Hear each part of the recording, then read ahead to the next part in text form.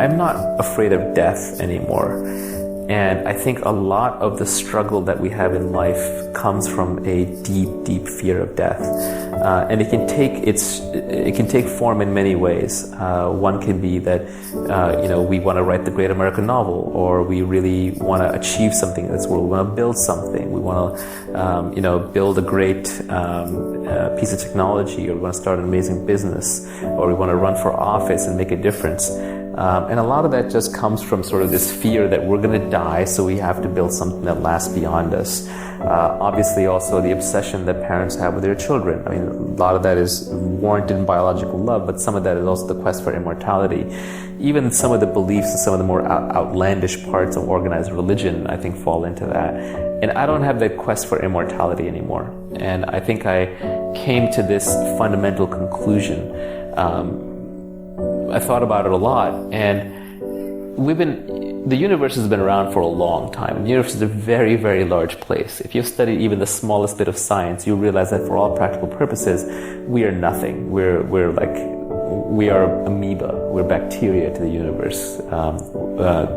We're basically monkeys on a small rock orbiting a small backwards star in a huge galaxy, which is in an absolutely staggeringly gigantic universe, which itself may be part of a gigantic multiverse.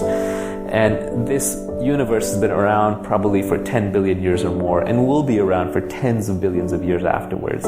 So your existence, my existence, is just infinitesimal. It's like a firefly blinking once in the night. So we're not really here very long, and we don't really matter that much, and nothing that we do lasts. So eventually you will fade, your works will fade, your children will fade, your thoughts will fade, this planet will fade, the sun will fade, it'll all be gone. There are entire civilizations that we just remember now with one or two words, like Sumerian or Mayan. Do you know any Sumerians or Mayans? Do you hold any of them in high regard or esteem? Have they outlived their natural lifespan somehow? No. So I think we're just here for an extremely short period of time. Now from here, you can choose to believe in an afterlife or not. And if you really do believe in an afterlife, then that should give you comfort and make you realize that maybe, everything that goes on in this life is not that consequential.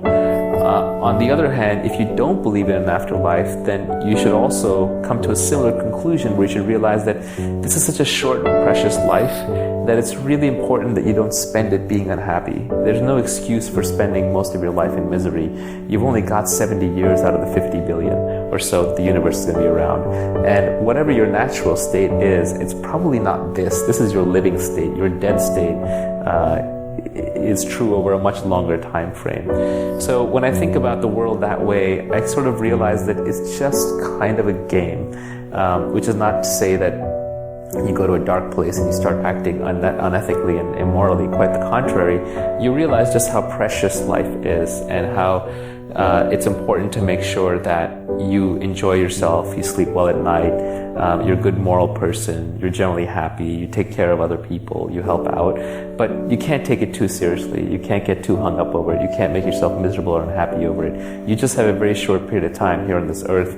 Nothing you do is going to matter that much in the long run. Don't take yourself so seriously, and then that just kind of helps make everything else work.